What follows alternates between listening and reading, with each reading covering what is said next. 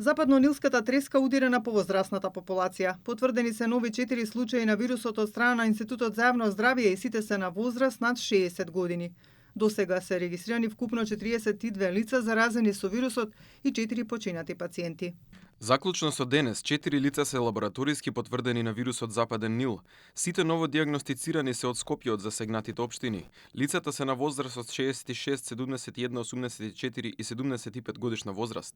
Вкупната бројка досега на лица заразени со вирусот изнесува 42. Најмногу заболени има во Драчево, општина Киселавода и рурални населени места во Газибаба. Најголемиот дел се постари од 60 години. Еден случај е на 25 годишна возраст, а засега нема заразени деца. Токму на повозрасните граѓани од засегнатите подрачја, Министерството за здравство почна да им испраќа SMS пораки за да ги информира како да се заштитат од комарци и кога да побараат лекарска помош. Се планира да се испратат 38.500 SMS пораки. Инаку извештајот за контролите на ДСЗИ потврди дека градот ја исполнил обврската за справување со комарците.